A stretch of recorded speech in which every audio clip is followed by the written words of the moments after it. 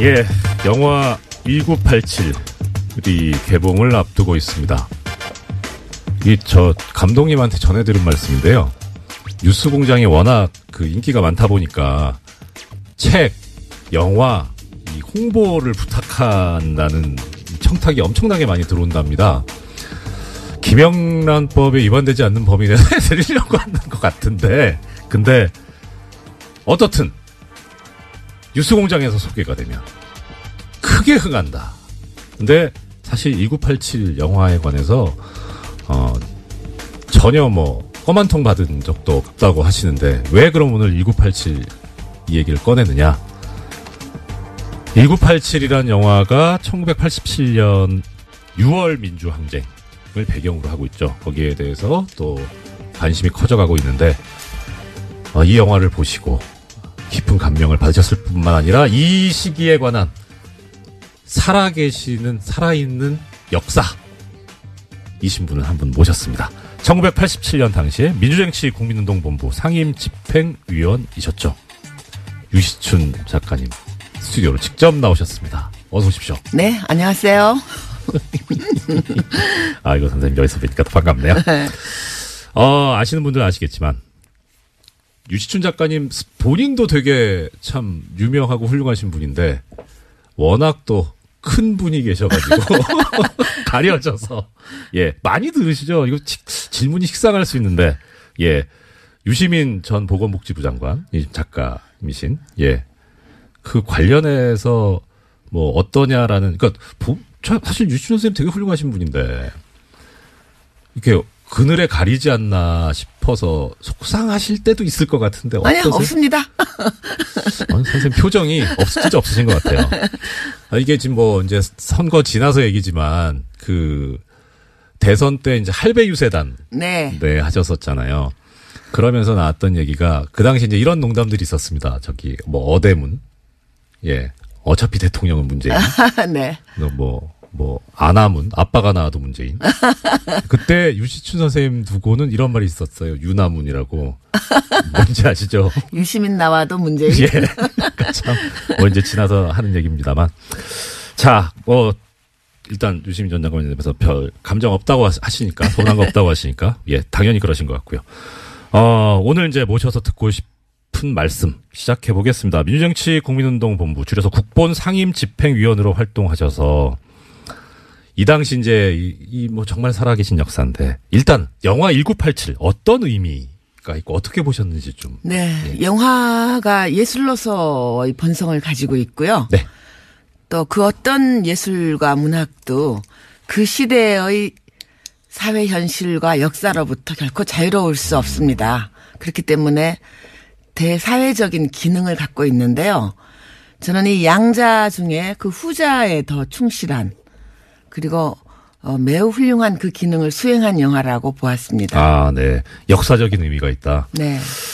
자, 그러면 일단 1987년이면 만약에 1987년도에 태어났다고 해도 이제 30이잖아요. 그렇죠. 네. 그러니까 그 시절을 기억한다는 게 어떻게 보면은 기억하고 있는 사람들이면 이쪽에 이제 노털 얘기 들을 수 있는 일단 그러면 이 1987년 6월 항쟁이 왜 어떤 계기로 일어나게 된 건지 그 시작부터 한번 말씀을 부탁드립니다. 네, 너무 기니까요. 제가 간략하게 줄여서 잘 말씀드릴게요.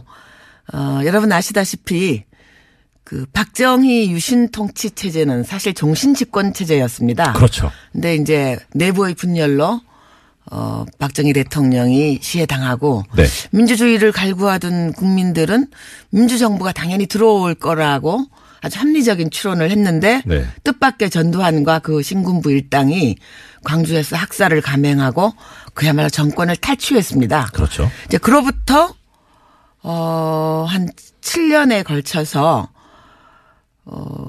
그 정통성도 민주성도 역사성도 부재한 그 정권을 물리치고 새로운 민주정부를 세우려는 열망이 국민들에게 광범위하게 퍼져 있었는데 그중에서도 청년 학생들이 용기 있게 전위에 섰습니다. 그러다 보니 청년 학생들이 감옥으로 많이 끌려갔어요. 많이 갔죠. 특히 5.18 광주 민중항쟁의 진상을 밝히기를 요구하는 학생들을 모두 잡아갔습니다. 네. 그래서 86년 12월 당시에 감옥에 약 예. 6천여 명의 청년 학생을 비롯한 양심수들이 갇혀 있었습니다. 6천 명이면 한 학교 그렇죠.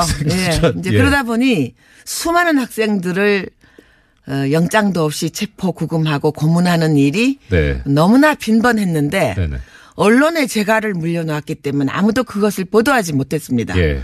그래서 드디어 1987년 새해가 밝았을 때 네네. 1월 14일 날 박정철 군이 피의자도 아닌 참고인으로 불려갔다가 물론 영장도 없었습니다. 네. 가족에게 알리지도 않고요. 네.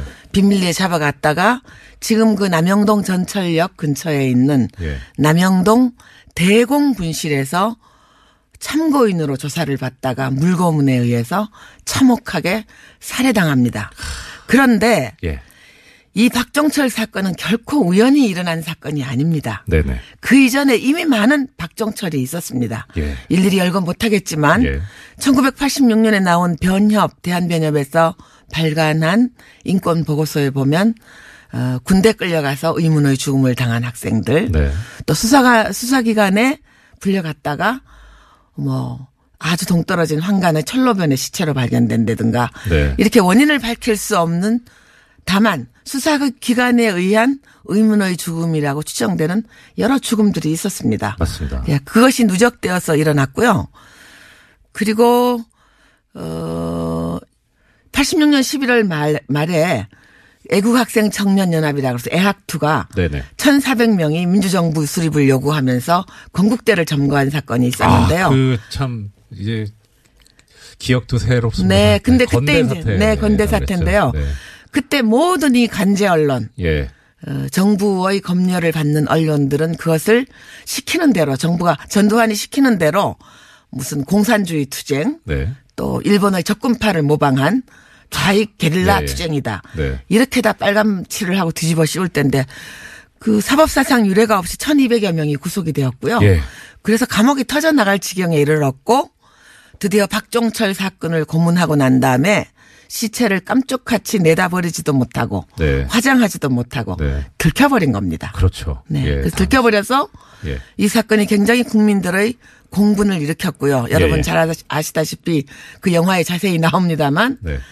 참 그 얼토당토 않고 어떻게 보면 초등학생 수준도 못 되는 그런 대응을 경찰이 내놓습니다. 책상을 유명한 말이 탁 있었죠. 치니까 예. 억 하고 죽었다. 예. 당시에 강민창 치안본부장으로 네, 그렇습니다. 기억하는데. 박처원 본부장도 있고요. 예.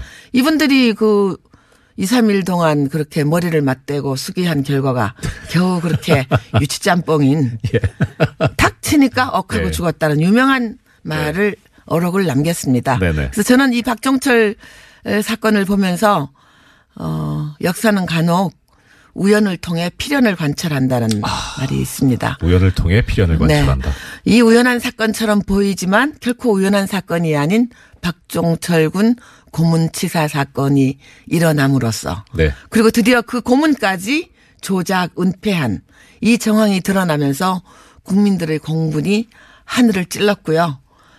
그리고 모든 국민들이 그 누구도 검사의 청구에 의해서 법원이 발부한 영장에 의해서는 체포 구금되지 않는 네. 헌법의 정신을 실천할 것을 네. 요구를 했고 예. 체육관에서 저희들끼리 쑥덕쑥덕 대통령을 뽑는 것이 아니라 공화국의 주인인 국민의 참정권을 되돌려달라고 요구하기에 이르는 것입니다. 그렇죠. 예, 약간 부연 설명을 해드리자면 당시에 고문에 가담했던 사람이 전부 5명인가 그랬었죠. 그런데 2사람이 한 것으로 축소하고 2사람이 다 뒤집어 쓰고 네. 들어갔다가 네. 구치소 안에서 사실은 3명이 더 있었다라는 얘기가 밖으로 흘러나오고 네. 그것을 천주교 정의구현 네, 그 사제단- 얘기 제가 좀 말씀드릴게요. 예. 참 이 역사가요. 뒤돌아서 생각하면 저는 무신론자인데 이럴 네. 때면 하늘이 계시지 않나 하는 생각이 드는데요. 네. 그래서 이제 그 5명 중에 A, B, C, D, E, F 중에 EF가 이제 뒤집어 썼단 말이죠. 예.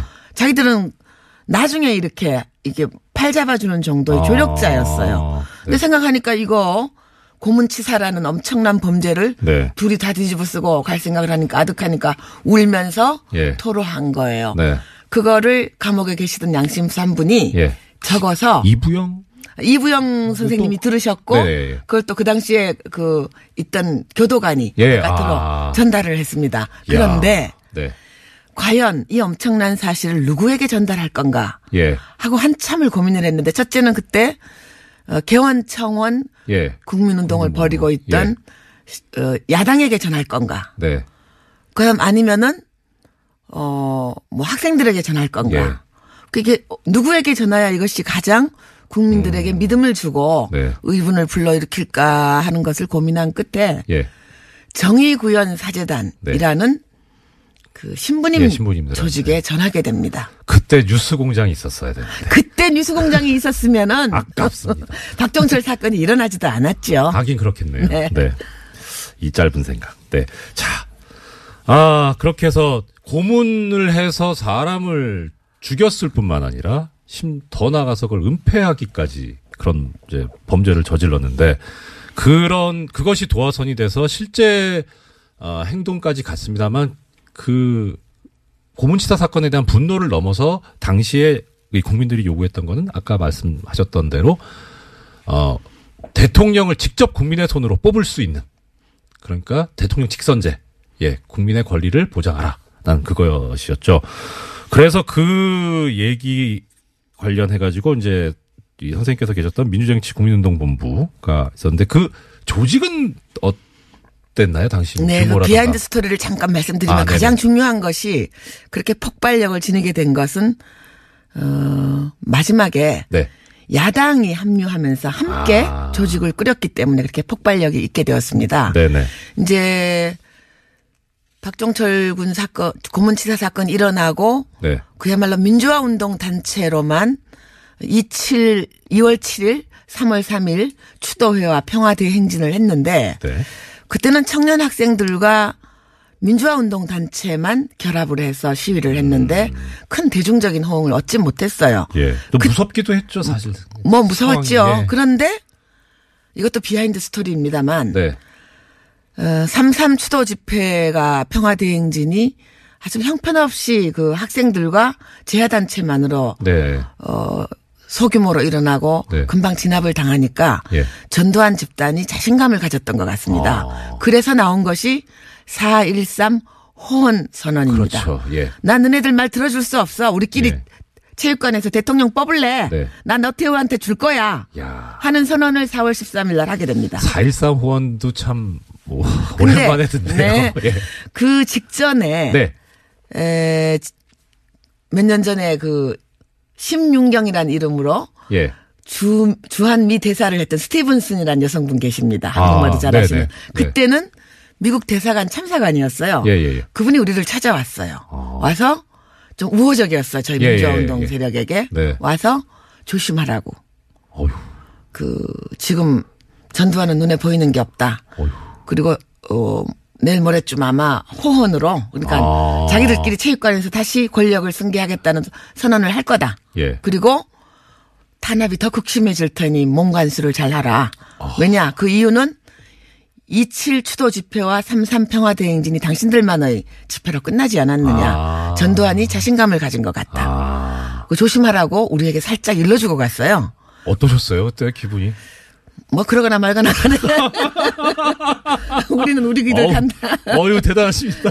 저 듣고 있는 그냥 앉아서 이 말씀만 듣고 있는 저도 등골이 오싹해지는데. 그래서 이제 4.13 호언 선언이 사실상 국본 결성의 불을 지핀 겁니다. 도저히 이제는 안 되겠구나. 네. 자기들끼리 체육관에서 모여서 쑥쑥 하면서 나 두한이는 나 친구 노태우한테 물려줄 거야. 너네들 네. 눈 감고 입 닫고 가만히 있어 이 자식들아 주는 거나 먹고 이런 선언이었단 말이죠. 그러니까 4.13 호언이 나고 그 이틀 뒤에 그 국보원을 결성하는 초동 모임을 저기서 하게 됩니다. 예. 그러면요.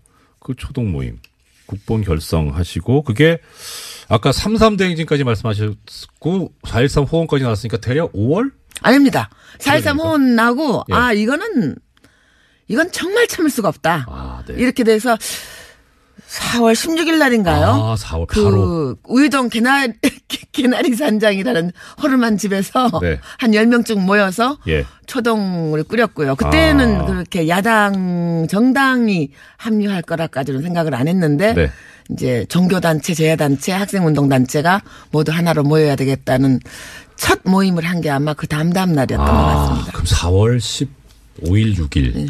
근데 그때 제가 기억하기로는 이제 그 당시 87년도의 상황을 나중에 이제 6월 항쟁이라고 부르지 않습니까? 그리고 그 6월 항쟁이라고 명명된 이유가 6월 10일 날 큰 대규모 집회가 있었고요.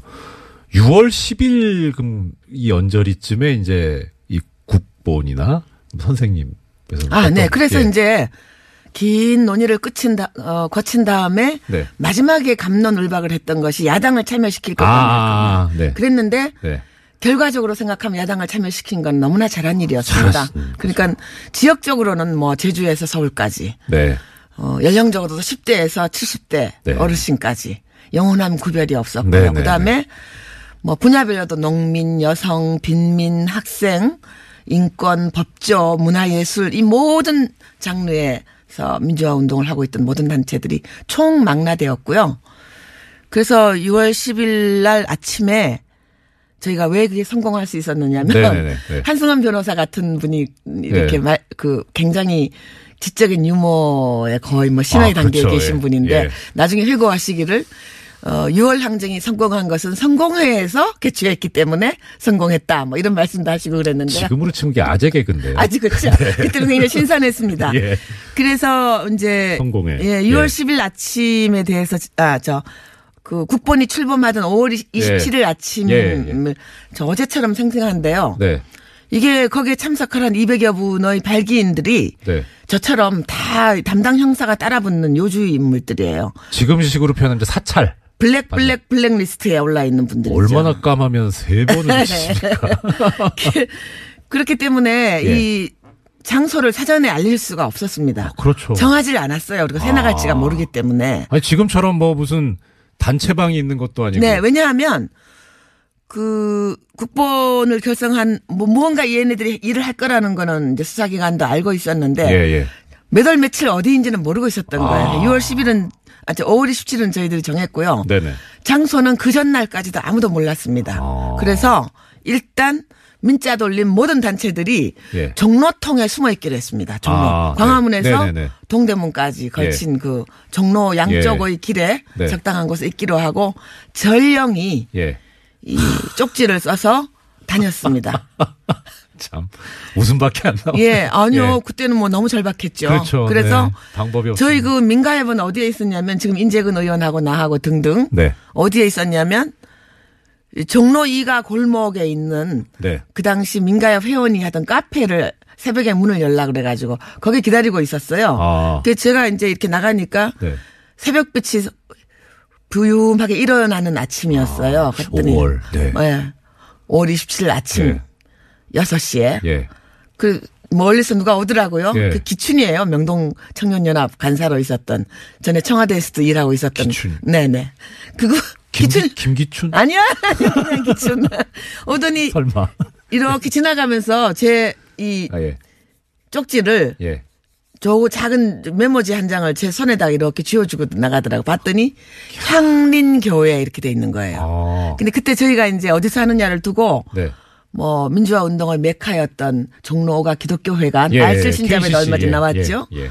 거기 그다음에 뭐 명동성당 네. 또 향린교회 네. 그다음 서대문에 있는 기독교 사회문제연 예. 뭐 그 네 군데를 이제 올려놓고 생각을 하고 있었는데 새벽 5시쯤 가봤더니 눈치를 챈 경찰들이 정경들을 나머지 세 군데는 다 풀어놨어요. 왔다 갔다 해요 보니까 그 기독교 회관하고 예. 기사연하고 명동성당 앞에는 예. 이렇게 정경들이 깔려 있고 사복 형사들이 왔다 갔다 해요. 워키토키를 꺾고. 그쪽 입장에서 보면 예상 문제잖아요. 거기는. 그렇죠. 예상 네. 문제지요. 네. 향린교회는 없었어요.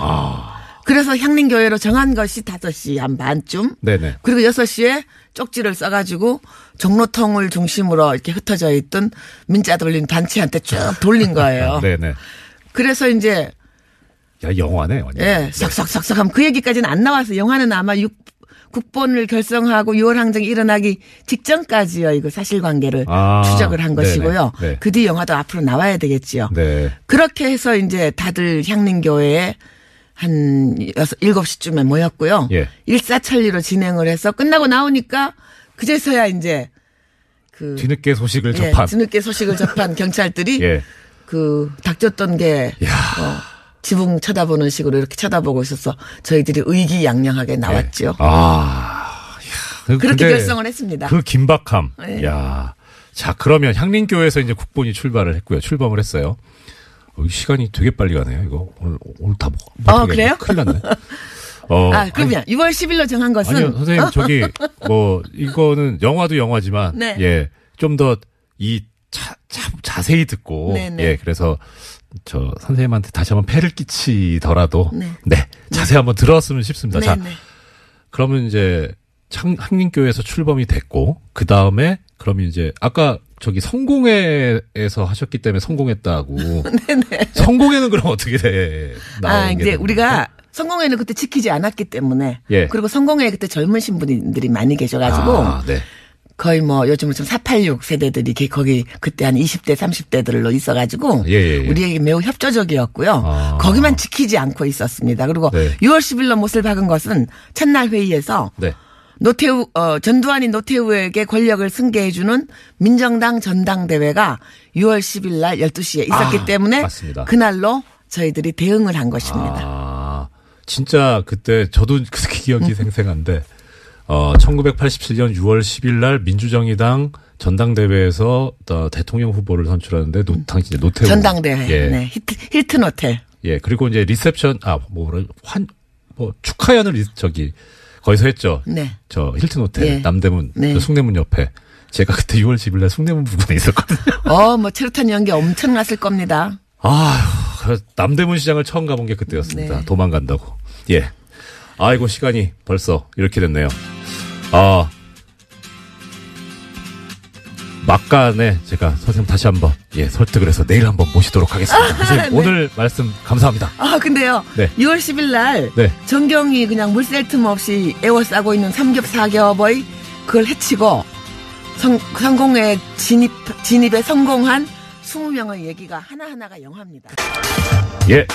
어제 뉴스공장에 나오셨다가 양대 포털 사이트에 인기 검색어 실검 1위를 휩쓰신 무려 이관왕 한방에 유시춘 선생님 어제에 이어서 또 스튜디오로 모셨습니다. 어서 오십시오. 네, 굿모닝. 우리 선생님께서는요 다 멋있으신데 제일 멋있으신 게 이렇게 쿨하신 거. 너무 멋있습니다. 자, 어제 혹시 못 들으신 분들을 위해서 잠깐 어제 선생님께서 하셨던 말씀을 좀 정리를 해드리겠습니다. 이 유시춘 선생님께서는 1987년 민주정치 6월 항쟁 때 민주정치 국민운동본부 상임집행위원을 맡으셨었고요. 현재 이제 사단법인 6월 민주항쟁 계승사업회 이사장이시고요. 네. 그리고 어제 하셨던 말씀이 이겁니다. 1987년 6월 항쟁에 도화선이 됐던 당시 박종철 군 고문치사 사건. 네. 그 말씀해 주셨고, 그리고 그것을 토대로 해서, 국민 주권을 되찾아오기 위한, 여러 가지 집회가 있었고, 결국 1987년 5월 27일 날 향림교회에 모여서, 민주정치 국민운동본부를 결성하는, 정말 드라마틱한 그 종로통에서 다들 숨어 계시다가 쪽지로 어디로 모여라라고 하는, 그 말씀까지 주셨고요. 이제 우리가 6월 항쟁이라고 부르는 이 6월 10일 날 대규모 집회, 시위 이 얘기부터 오늘 말씀을 들을 예정입니다. 네, 어제 말씀드렸지만 저희가 6월 10일로 대회 날짜를 잡은 것은 네. 그날이 바로 전두환이 자기 네. 군사 반란의 친구인 노태우에게 네. 무슨 권력을 승계해주는 민정당 전당대회 날이었기 때문에 네네. 바로 그날 그 시각에 맞춘 것입니다. 네.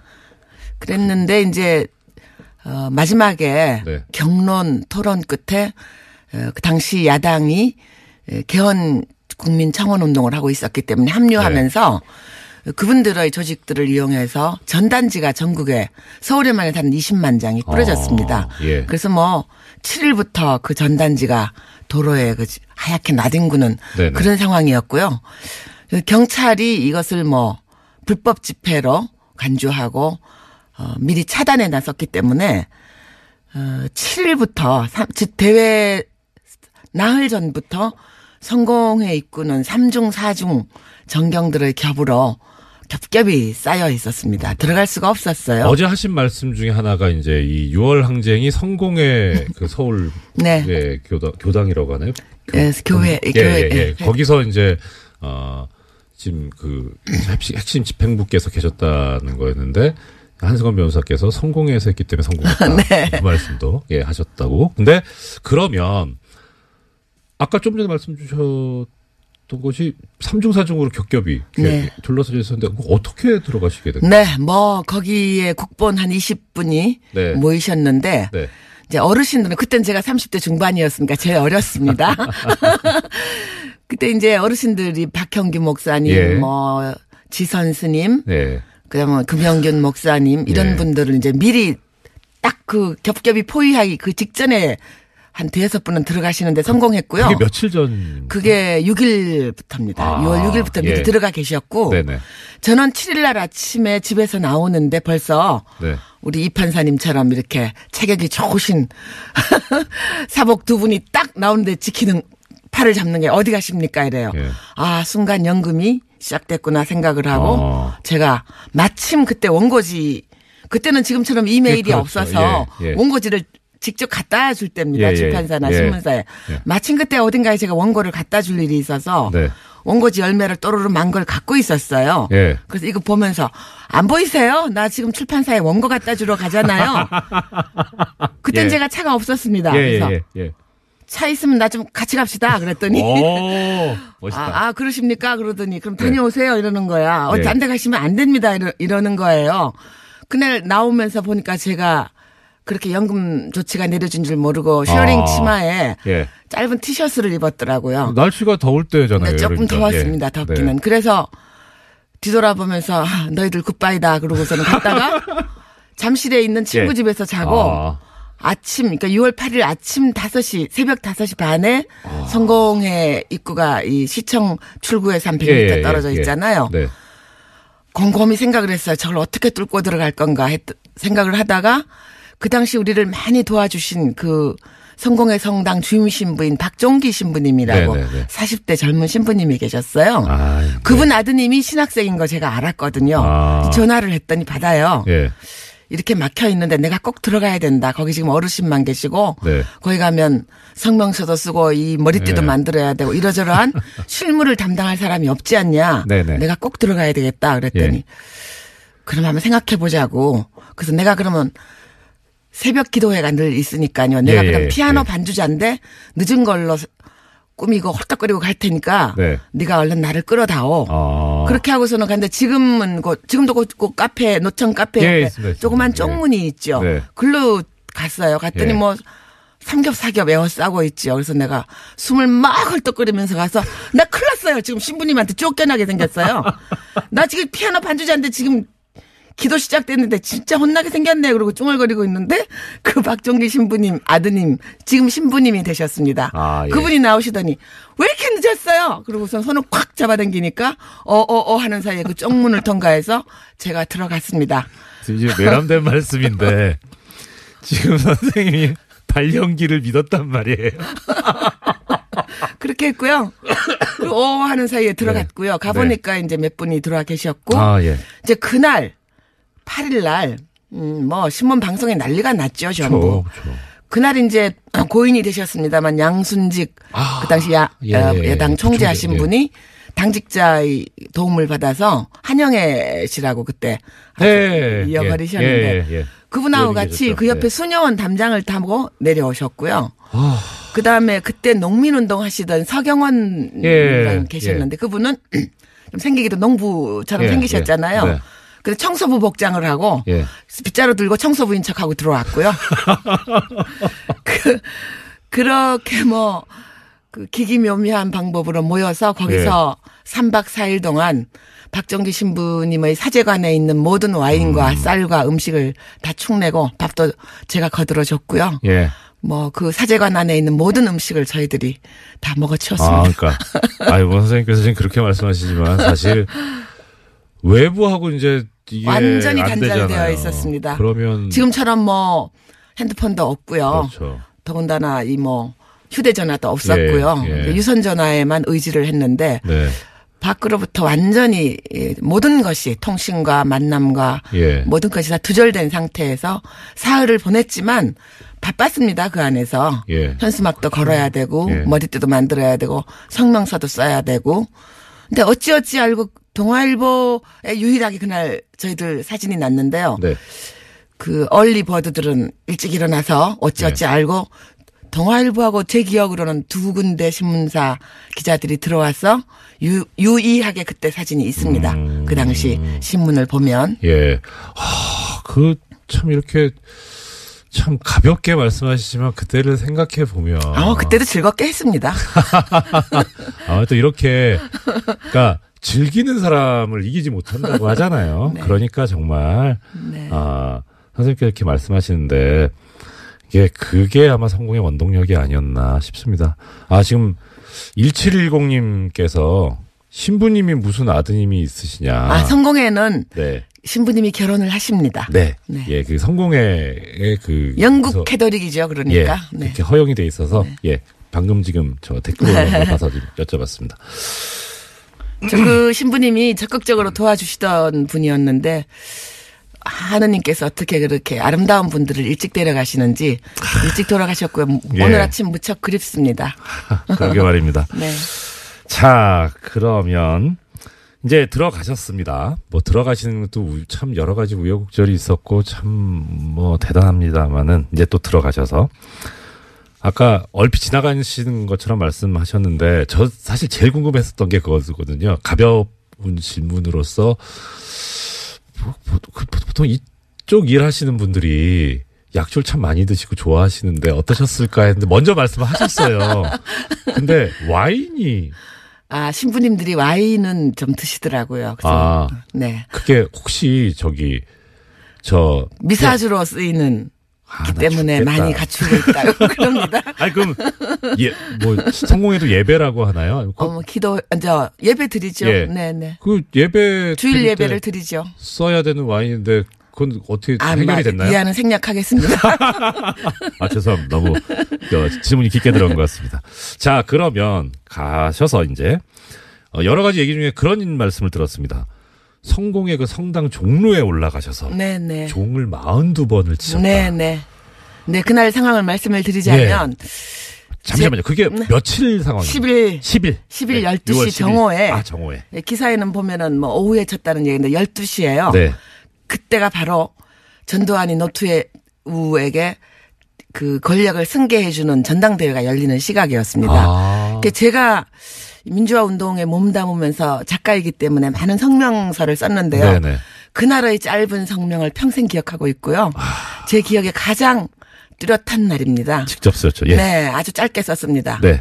지금도 기억을 하는데요. 지금 이 시각 진행되고 있는 반민주적, 반역사적 사기극을 즉각 국민의 이름으로 중단할 것을 요구한다.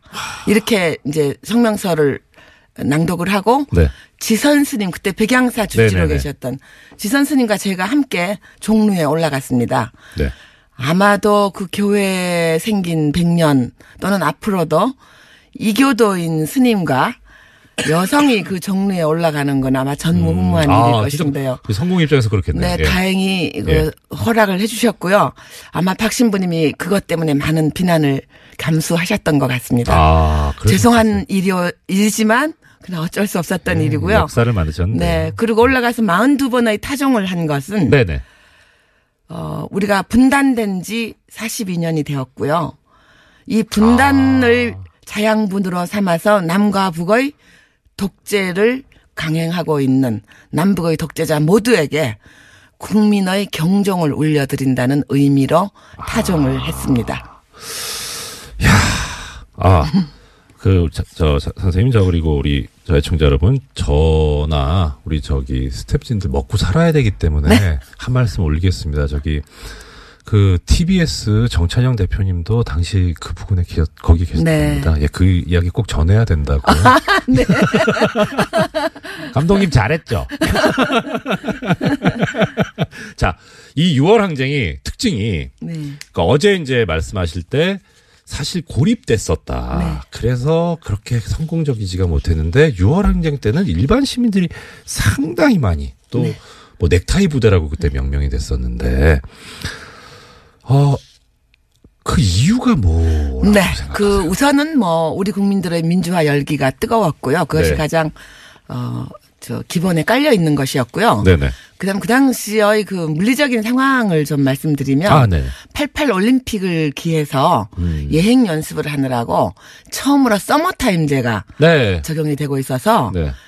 6월 중순에 6시라는 건 해가 하늘 가운데 있을 때입니다. 그렇죠. 더욱이 집회가 열리고 있는 성공회 주변의 광화문역, 시청역, 서울역은 전철과 버스가 정차하지 않고 그냥 통과했습니다. 그러니 그 주변에 있는 모든 셀러리맨들이 예. 직장인들이 해는 하늘 가운데 쨍쨍한데 예. 버스와 지하철은 정차하지 않습니다. 예. 어디로 올라왔겠습니까? 다 지상으로 올라와서 예. 함께 외치지 않았겠습니까? 네. 그래서 그때 아마 또 국본이 저희들이 가장 고심했던 부분은 어떻게 하면 예. 이것이 민주화 운동권을 넘어서 일반 시민의 참여를 광범위하게 다양한 형태로 이끌어낼 건가. 네. 뭐 제일 고심을 했었는데 그래서 시작도 운동가 대신 애국가로 시작하고. 맞습니다. 네. 지금은 뭐 이름도 명예도 없이 그걸 많이 예. 알고 있지만 그 당시는 잘 몰랐기 때문에 애국가로 시작했고요. 그리고 서 있는 그 자리에서 참여할 수 있는 방법. 네. 차 안에 있는 사람은 경적을 울리고요. 경적을 울리고. 여성들은 길거리에서 수건을 꺼내서 흔들고요. 예. 그리고 뚜뚜전 뉴스를 거부한다는 의미로 9시에 일제히 소등을 하고 예. 또 사찰에서는 종을 치고요. 이런 그 국민 여러분들이 생업 현장에서 참여할 수 있는 다양한 참여 방법을 개발한 것도 그렇죠. 주요했다고 봅니다.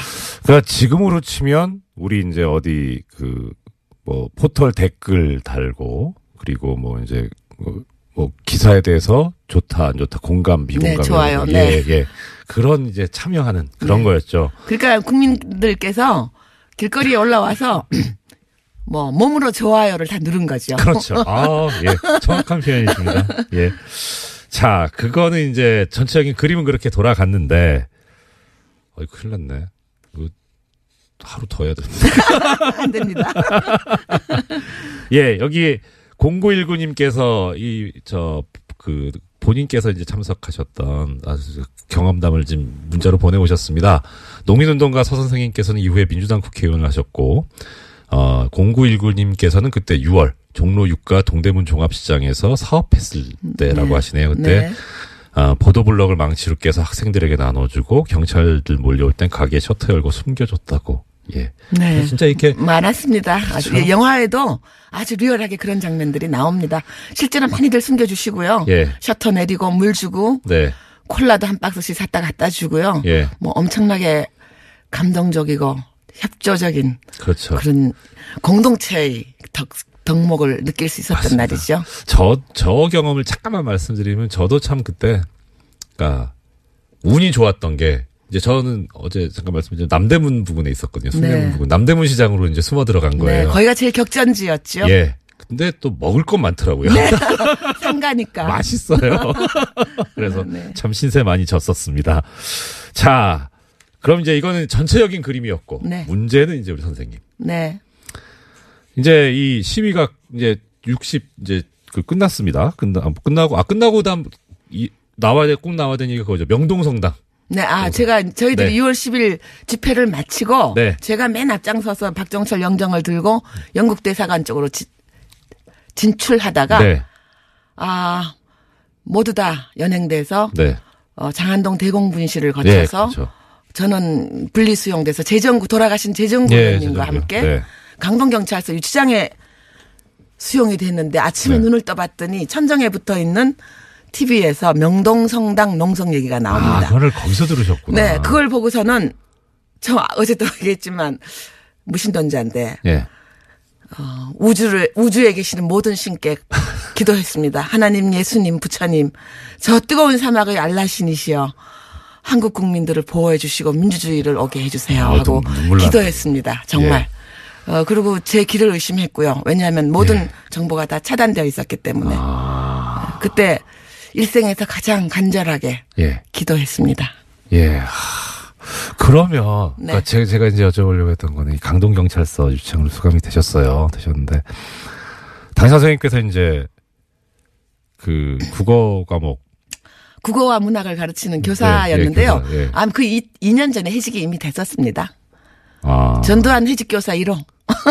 당시 블랙리스트. 블랙 세제곱.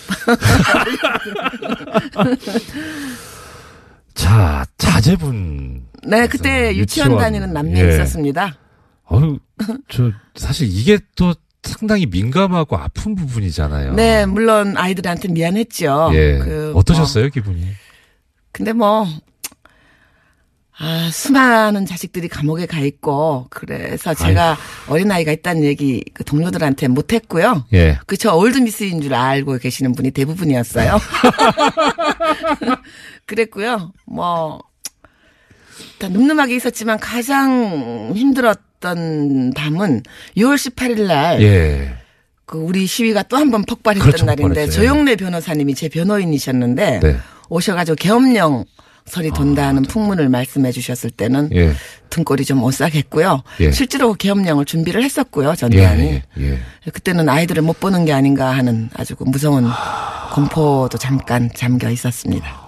공포도 공포고 그래도 또 도움을 주시는 예를 들어서 시댁이나 그런 거 다 잊어버리고 살았습니다. 죄송합니다. 제가 괜히 쓸데없는 질문을 드리는 것 같아요. 네. 자, 그러면 이렇게 해서 자, 수감되셨다가 언제 어떻게 나오시게 돼요? 그런데 그때 이제 우리가 민주화 운동이 상승기에 있었기 때문에 저희들을 함부로 다루지 못했습니다. 그럼요. 그리고 서울구치소에 가서 여러 번 면회도 오시고 그 YSDJ께서 다녀가셔서 영치금도 넣어주시고 그렇게 하셨는데 6.29 선언이 나고 난 다음에는 이거 오래지 않아서 나갈 수 있겠구나 하는 생각을 가졌고요. 검사치조라 그러나요? 검취. 그것도 저희들이 보통 형사법에 의하면 우리가 나가야 되잖아요. 검찰로. 그렇죠. 검찰이 구치소로 왔었습니다.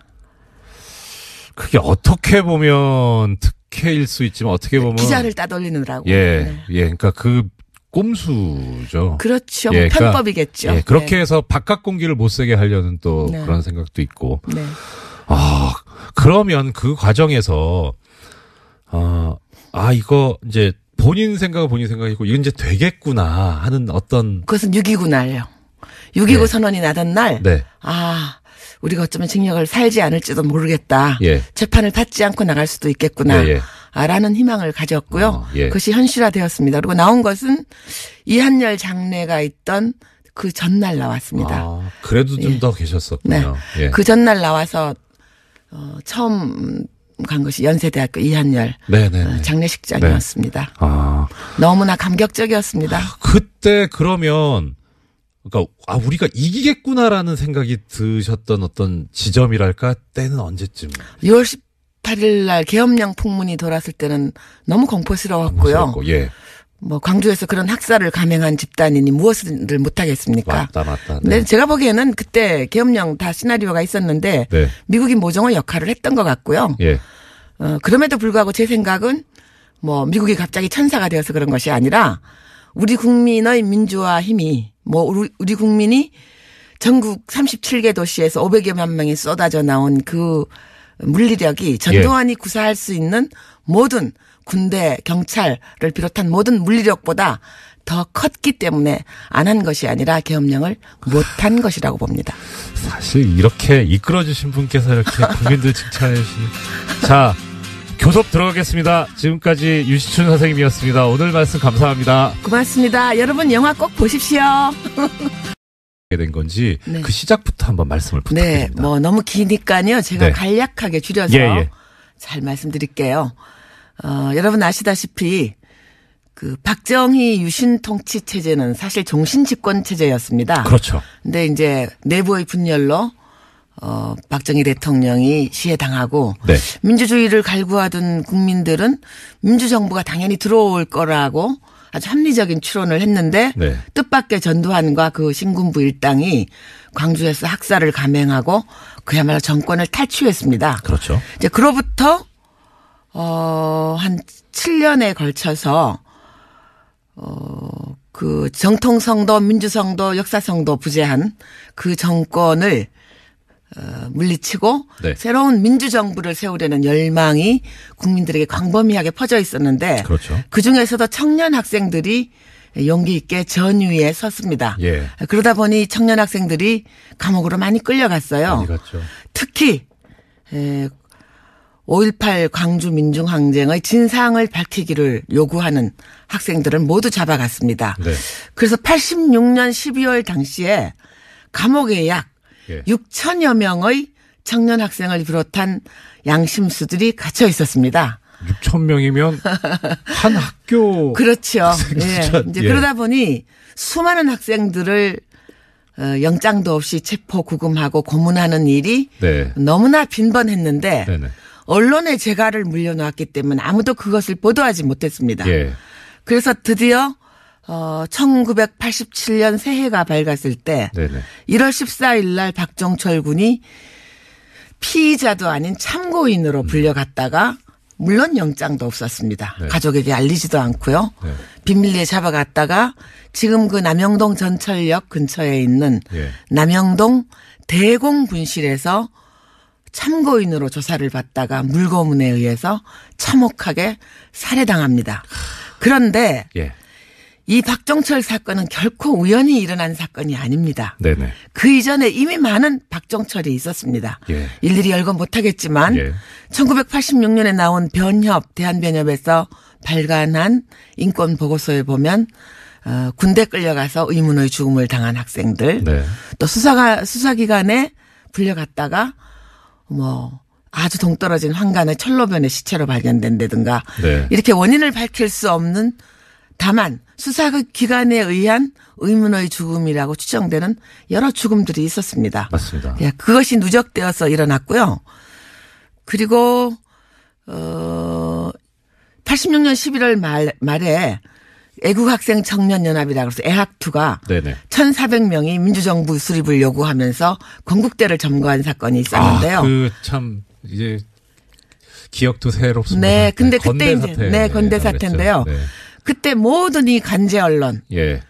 정부의 검열을 받는 언론들은 그것을 시키는 대로 정부가 전두환이 시키는 대로 무슨 공산주의 투쟁, 네. 또 일본의 적군파를 모방한 좌익 게릴라 네. 투쟁이다. 네. 이렇게 다 빨간칠을 하고 뒤집어 씌울 때인데 그 사법사상 유례가 없이 1,200여 명이 구속이 되었고요. 예. 그래서 감옥이 터져나갈 지경에 이르렀고 드디어 박정철 사건을 고문하고 난 다음에 시체를 깜짝같이 내다버리지도 못하고 네. 화장하지도 못하고 네. 들켜버린 겁니다. 그렇죠. 네. 예. 그래서 들켜버려서 예. 이 사건이 굉장히 국민들의 공분을 일으켰고요. 여러분 예. 잘 아시다시피 그 영화에 자세히 나옵니다만 네. 참 그 이 언저리쯤에 이제 이 국본이나 선생님. 네. 그래서 이제 긴 논의를 거친 다음에 네. 마지막에 갑론을박을 했던 것이 야당을 참여시킬 거다. 네. 그랬는데 네. 결과적으로 생각하면 야당을 참여시킨 건 너무나 잘한 일이었습니다. 그러니까 지역적으로는 뭐 제주에서 서울까지, 네. 연령적으로도 10대에서 70대 네. 어르신까지 영원한 구별이 없었고요. 네, 네, 그다음에 뭐 분야별로도 농민, 여성, 빈민, 학생, 인권, 법조, 문화예술 이 모든 장르에서 민주화 운동을 하고 있던 모든 단체들이 총망라되었고요. 그래서 6월 10일 날 아침에 저희가 왜 그게 성공할 수 있었느냐면 네네네. 네. 한승원 변호사 같은 분이 이렇게 네. 굉장히 지적인 유머에 거의 뭐 신화의 단계에 그렇죠. 계신 예. 분인데 예. 나중에 회고하시기를 6월 항쟁이 성공한 것은 성공회에서 개최했기 때문에 성공했다. 뭐 이런 말씀도 하시고 그랬는데. 지금으로 치면 게 아재 개그인데요. 아직 그렇죠. 그때는 굉장히 신선했습니다. 예.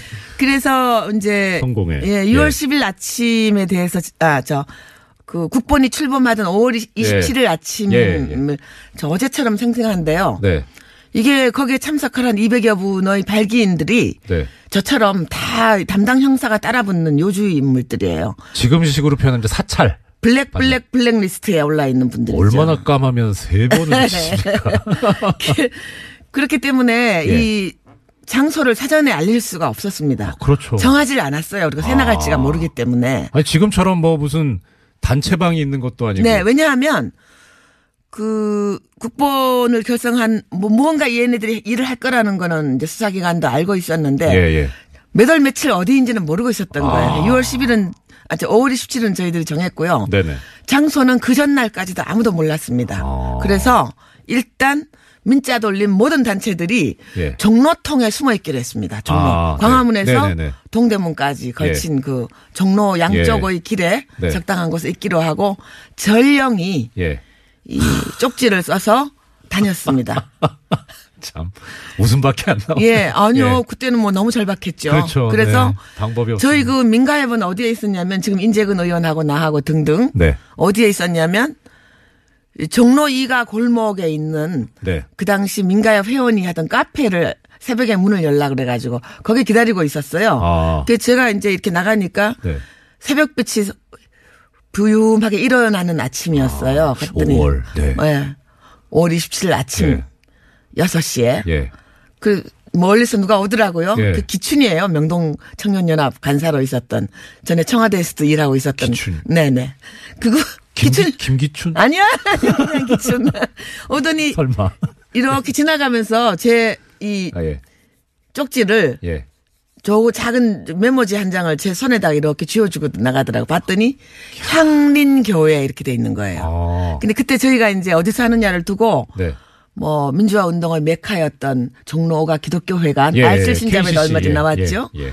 거기 그다음에 뭐 명동성당 네. 또 향린교회 네. 그다음 서대문에 있는 기독교 사회 문제연 아, 예. 뭐 그 네 군데를 이제 올려놓고 생각을 하고 있었는데 새벽 5시쯤 가봤더니 눈치를 챈 경찰들이 정경들을 나머지 세 군데는 다 풀어놨어요. 왔다 갔다 해요. 보니까 그 기독교 회관하고 예. 기사연하고 명동성당 앞에는 예. 이렇게 정경들이 깔려 있고 사복 형사들이 왔다 갔다 해요. 워키토키를 꺾고. 그쪽 입장에서 보면 예상 문제잖아요. 거기는. 그쵸, 예상. 네. 조직은 어땠나요, 당시? 네, 그 규모라든가. 비하인드 스토리를 잠깐 말씀드리면 아, 네네. 가장 중요한 것이 그렇게 폭발력을 지니게 된 것은 마지막에 네. 야당이 합류하면서 함께 아. 조직을 꾸렸기 때문에 그렇게 폭발력이 있게 되었습니다. 네네. 이제 박종철 군 사건, 고문치사 사건 일어나고 네. 그야말로 민주화 운동 단체로만 2월 7일, 3월 3일 추도회와 평화대행진을 했는데 네. 그때는 청년 학생들과 민주화 운동 단체만 결합을 해서 시위를 했는데 큰 대중적인 호응을 얻지 못했어요. 예. 또 무섭기도 했죠, 사실. 뭐 무서웠죠. 상황이. 예. 그런데 이것도 비하인드 스토리입니다만 네. 3.3 추도 집회가 평화대행진이 아주 형편없이 그 학생들과 제야단체만으로 네. 소규모로 일어나고 네. 금방 진압을 당하니까 예. 전두환 집단이 자신감을 가졌던 것 같습니다. 아. 그래서 나온 것이 4.13 호헌 선언입니다. 그렇죠. 예. 난 너네들 말 들어줄 수 없어. 우리끼리 네. 체육관에서 대통령 뽑을래. 네. 난 너태우한테 줄 거야. 야. 하는 선언을 4월 13일 날 하게 됩니다. 4.13 호원도 참, 근데, 오랜만에 듣네요. 네. 예. 그 직전에 네. 몇 년 전에 그 심윤경이라는 이름으로 예. 주한미 대사를 했던 스티븐슨이라는 여성분 계십니다. 아, 한국말도 잘하시는. 네네. 그때는 미국 대사관 참사관이었어요. 예. 그분이 우리를 찾아왔어요. 와서 좀 우호적이었어요. 저희 예, 민주화운동 예. 세력에게. 네. 와서 조심하라고. 어휴. 지금 전두환은 눈에 보이는 게 없다. 어휴. 그리고 내일 모레쯤 아마 호헌으로 그러니까 아. 자기들끼리 체육관에서 다시 권력을 승계하겠다는 선언을 할 거다. 예. 그리고 탄압이 더 극심해질 테니 몸 관수를 잘 하라. 왜냐? 그 이유는 27 추도 집회와 33 평화대행진이 당신들만의 집회로 끝나지 않았느냐. 전두환이 자신감을 가진 것 같다. 그 조심하라고 우리에게 살짝 일러주고 갔어요. 어떠셨어요? 그때 기분이? 뭐 그러거나 말거나 하네. 우리는 우리 길을 간다. 이거 대단하십니다. 저 듣고 있는 그냥 앉아서 이 말씀만 듣고 있는 저도 등골이 오싹해지는데. 그래서 이제 4.13 호원 선언이 사실상 국본 결성의 예. 불을 지핀 겁니다. 도저히 이제는 안 되겠구나. 네. 자기들끼리 체육관에서 모여서 쑥쑥 하면서 나 두한이는 나 친구 노태우한테 물려줄 거야. 너네들 네. 눈 감고 입 닫고 가만히 있어 이 자식들아 주는 거나 먹고 이런 선언이었단 말이죠. 그러니까 네. 4.13 호원이 나고 그 이틀 뒤에 그 국본을 결성하는 초동 모임을 저기서 하게 됩니다. 예. 그러면요. 그 초동 모임 국본 결성하시고 그게 아까 3.3 대행진까지 말씀하셨고 4.13 호원까지 나왔으니까 대략 5월? 아닙니다. 4.13 호원 나고 예.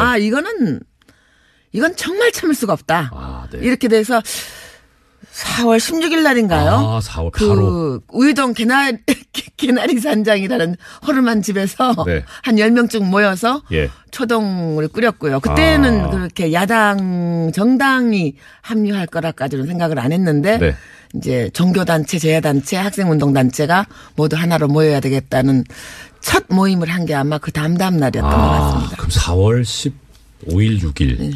근데 그때 제가 기억하기로는 이제 그 당시 87년도의 상황을 나중에 이제 6월 항쟁이라고 부르지 않습니까? 그리고 그 6월 항쟁이라고 명명된 이유가 6월 10일 날 큰 대규모 집회가 있었고요. 6월 10일 예, 영화 1987이 개봉을 앞두고 있습니다. 저 감독님한테 전해드린 말씀인데요. 뉴스공장이 워낙 그 인기가 많다 보니까 책, 영화, 이 홍보를 부탁한다는 청탁이 엄청나게 많이 들어온답니다. 김영란법에 위반되지 않는 범위 내에 드리려고 하는 것 같은데, 근데 어떻든 뉴스공장에서 소개가 되면 크게 흥한다.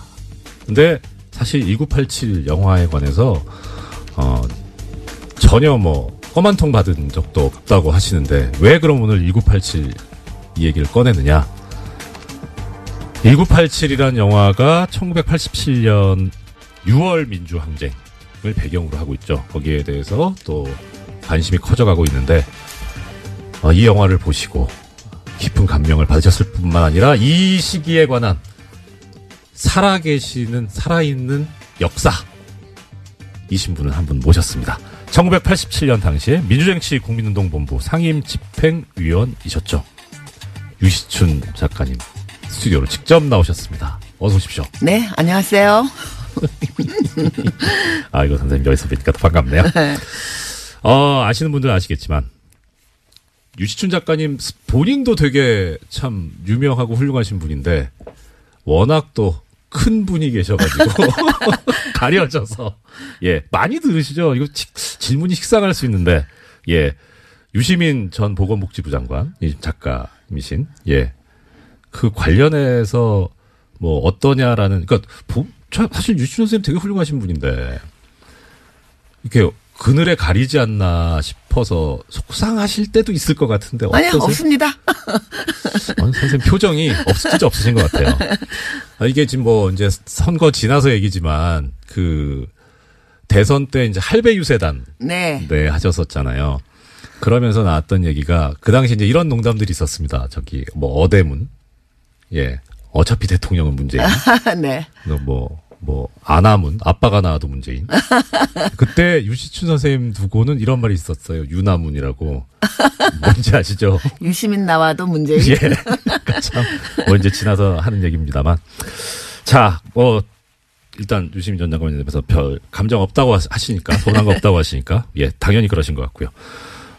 오늘 이제 모셔서 듣고 싶은 말씀 시작해 보겠습니다. 민주정치 국민운동본부, 줄여서 국본 상임집행위원으로 활동하셔서, 이 당시 이제 정말 살아계신 역사인데 일단 영화 1987 어떤 의미가 있고 어떻게 보셨는지 좀. 네, 영화가 예술로서의 본성을 가지고 있고요. 네. 또 그 어떤 예술과 문학도 그 시대의 사회 현실과 역사로부터 결코 자유로울 수 없습니다. 그렇기 때문에 대사회적인 기능을 갖고 있는데요. 저는 이 양자 중에 그 후자에 더 충실한 그리고 매우 훌륭한 그 기능을 수행한 영화라고 보았습니다. 아, 네. 역사적인 의미가 있다. 네. 자, 그러면 일단 1987년이면 만약에 1987년도에 태어났다고 해도 이제 30이잖아요. 그렇죠. 네. 그러니까 그 시절을 기억한다는 게 어떻게 보면은 기억하고 있는 사람들이면 이쪽에 이제 노털 얘기 들을 수 있는 일단 그러면 이 1987년 6월 항쟁이 왜 어떤 계기로 일어나게 얼토당토 않고 어떻게 보면 초등학생 수준도 못 되는 그런 대응을 경찰이 내놓습니다. 책상을 탁 치니까 예. 억 하고 죽었다. 예, 당시에 강민창 치안본부장으로 네, 그렇습니다. 기억하는데. 박처원 본부장도 있고요. 예. 이분들이 그 2, 3일 동안 그렇게 머리를 맞대고 수기한 결과가 겨우 그렇게 유치짬뽕인 예. 탁 치니까 억하고 네. 죽었다는 유명한 말을 어록을 남겼습니다. 네네. 그래서 저는 이 박종철 사건을 보면서 역사는 간혹 우연을 통해 필연을 관찰한다는 말이 있습니다. 우연을 통해 필연을 관찰한다. 네. 이 우연한 사건처럼 보이지만 결코 우연한 사건이 아닌 박종철 군 고문치사 사건이 일어남으로써 네. 그리고 드디어 그 고문까지 조작 은폐한 이 정황이 드러나면서 국민들의 공분이 하늘을 찔렀고요. 그리고 모든 국민들이 그 누구도 검사의 청구에 의해서 법원이 발부한 영장에 의해서는 체포 구금되지 않는 네. 헌법의 정신을 실천할 것을 네. 요구를 했고 예. 체육관에서 저희들끼리 쑥떡쑥떡 대통령을 뽑는 것이 아니라 공화국의 주인인 국민의 참정권을 되돌려달라고 요구하기에 이르는 것입니다. 그렇죠.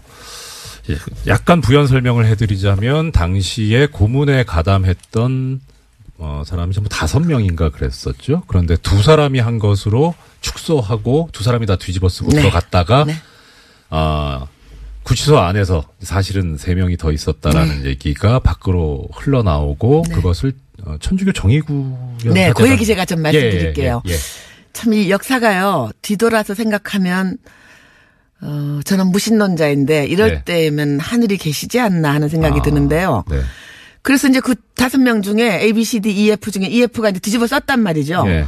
자기들은 나중에 이렇게 팔 잡아주는 정도의 조력자였어요. 근데 네. 생각하니까 이거 고문치사라는 엄청난 범죄를 네. 둘이 다 뒤집어 쓰고 갈 생각을 하니까 아득하니까 울면서 예. 토로한 거예요. 네. 그거를 감옥에 계시던 양심수 한 분이 예. 적어서 이부영 선생님이 들으셨고 네. 그걸 또 그 당시에 그 있던 교도관이 예. 바깥으로 전달을 했습니다. 그런데 네. 과연 이 엄청난 사실을 누구에게 전달할 건가 예. 하고 한참을 고민을 했는데 첫째는 그때 개원청원 예. 국민운동을 벌이고 있던 야당에게 전할 건가. 네. 그다음 아니면은 뭐 학생들에게 전할 건가. 예. 그게 누구에게 전해야 이것이 가장 국민들에게 믿음을 주고 네. 의분을 불러일으킬까 하는 것을 고민한 끝에 예. 정의구현 사재단이라는 그 신부님 예, 신부님들한테. 조직에 전하게 됩니다. 그때 뉴스공장이 있었어야 되는데. 그때 뉴스공장이 있었으면은 아깝습니다. 박종철 사건이 일어나지도 않았죠. 하긴 그렇겠네요. 네. 네. 이 짧은 생각. 네. 자. 그렇게 해서 고문을 해서 사람을 죽였을 뿐만 아니라 더 나아가서 그걸 은폐하기까지 그런 이제 범죄를 저질렀는데 그것이 도화선이 돼서 실제 행동까지 갔습니다만 그 고문치사 사건에 대한 분노를 넘어서 당시에 이 국민들이 요구했던 거는 아까 말씀하셨던 대로 대통령을 직접 국민의 손으로 뽑을 수 있는 그러니까 대통령 직선제 국민의 권리를 보장하라. 난 그것이었죠. 그래서 그 얘기 관련해가지고 이제 이 선생님께서 계셨던 민주정치 국민운동본부가 있었는데 그